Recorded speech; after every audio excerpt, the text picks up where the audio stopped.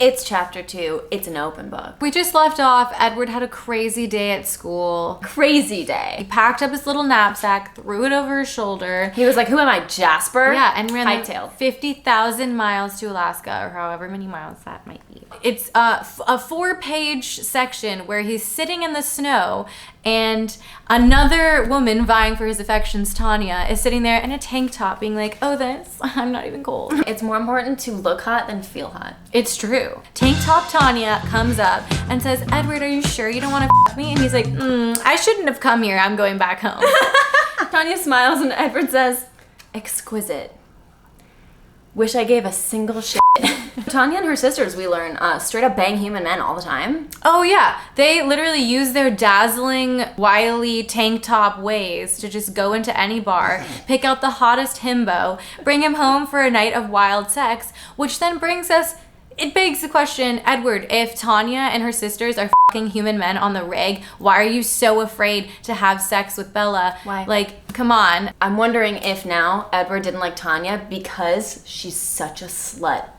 Hey, don't slut shame. Oh, I'm not slut shaming. This is Edward we're talking about. This is like utterly indecent khaki skirt Edward. I can't f you because then you won't go to heaven, Edward. True. This is we can't have sex until we're married, Edward. And maybe not even then, Edward. He returns to Forks High School. Everyone's worried about Edward. They're asking if he's gonna be okay, but he's just decided he's had enough willpower, despite the fact that he freaked out and hallucinated killing 40 people. But he's got it under control now because he saw Tanya, and nothing's worse than Tanya, so... We're in the cafeteria the next day. Alice is like, look, it might be an issue if we sit at our regular table because where Bella usually sits is going to be upwind, so you're going to get a scent there. And Edward immediately says, of course we'll sit in our regular spot, Alice. Of course we'll sit Why in our wouldn't regular we, spot. Alice? You know, I don't give a f about high school petty drama or whatever, but obviously there's a hierarchy here, and I would never not sit in our signature spot, It's Alice. our spot. It's our spot in the cafeteria. Everyone would freak out. Everyone would be like, why aren't they sitting in their regular spot? It would literally be the talk of the town. Everyone would be like, they're vampires because they're not sitting in their regular spot. So of course we're gonna sit in our regular spot. Alice, and you should already know that.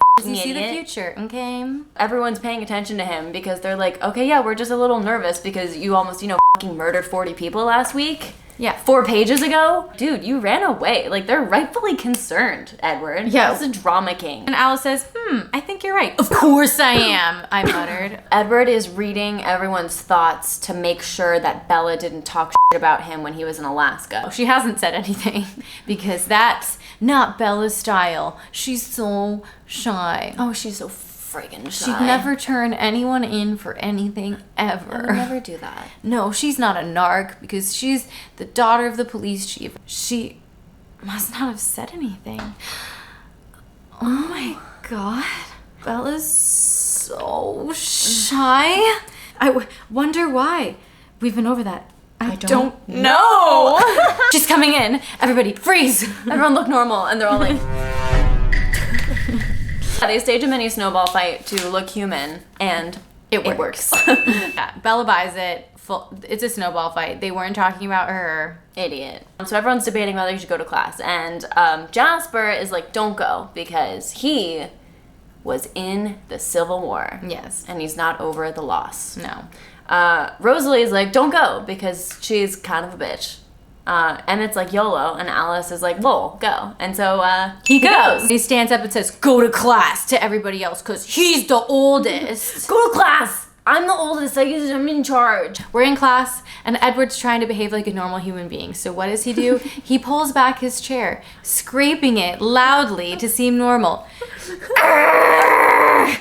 It's so loud that Bella, who was drawing a circle on her paper, goes, This is a loop in the circle she's drawing. The way that he decides to not startle her is by making a metal chair scrape across the floor. I know when I pull a chair out from a table, I make sure it just absolutely scratches the wood floor that it's on. So that I don't scare anyone. Yeah, Bella f***ed up her drawing. She misses a loop in the circle because she's that unalarmed. So now he finally gets a look at those strong oolong tea, chamomile tea, Earl Grey in the morning tea eyes. Just that brown tea eyes. No milk. the bag, just the bag, and it's been sitting in there for 30 minutes. Those gorgeous tea bag eyes. And wow, what a mystery they are. Just a tea bag in the middle of her forehead. The hate he's imagined for the girl evaporated.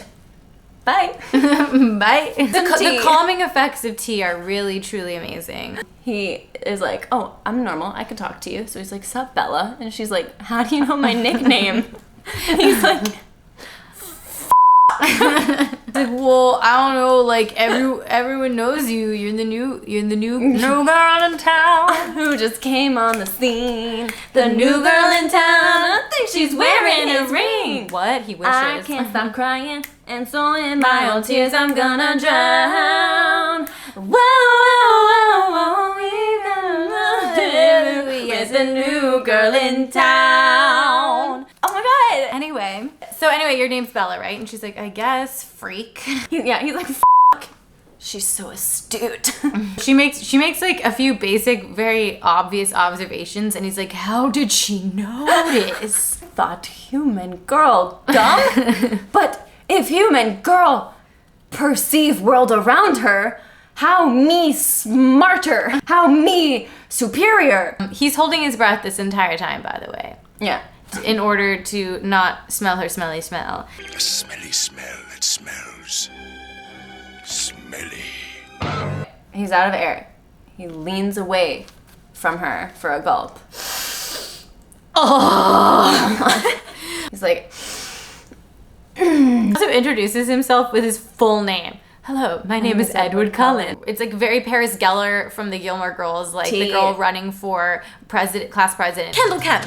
Hi, nice to meet you. Maddie Moore, investigative reporter for the Daily Bugle. They're talking, they're getting to know each other, and then she looks at him and she's like, hey, did you get contacts? And he's like, no. She's like, okay, well, your eyes were straight jet black earlier, and now they're golden, which I didn't know was an eye color also. So, yeah, like, both I would have believed me if you just, again, we're going for this Comic-Con, like... cosplayer. Yeah, like, all right, like, but you just told me no? Comic-Con is apparently her favorite place and #1 travel destination. Is what I heard. The logical explanation is he's either a pathological liar or a vampire.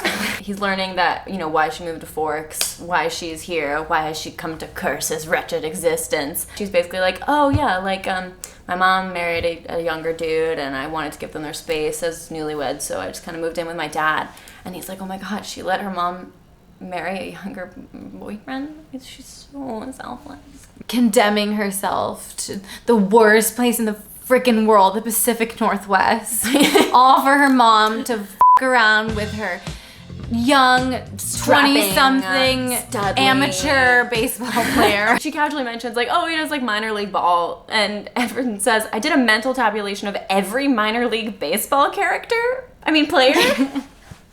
But I guess, do they watch a lot of baseball? Are they into baseball? They are into baseball. We know they play baseball. Yeah, they do. They play baseball. Oh, is this foreshadowing?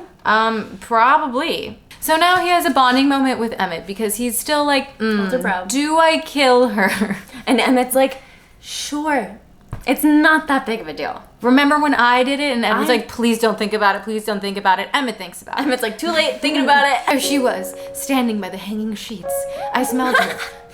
I killed her. He's just in full crush mode now. He's like, okay, I gotta go find her. I gotta like be around her. I gotta like see her and like know what she's doing. And like, what is she thinking about? Is she thinking about me? I don't know. I can't read her mind. Yeah, it was a really big switch. But you know, just hearing about how she let her mom live with her younger boyfriend, it was just like, wow, I guess I like you now.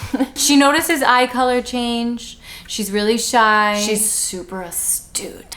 So we're officially switching from murder mode to crush mode. And we're in full crush mode at the end of chapter 2. We're not even hungry. I'm not even hungry anymore. No, just thirsty. Hungry for love. Oh. Maybe.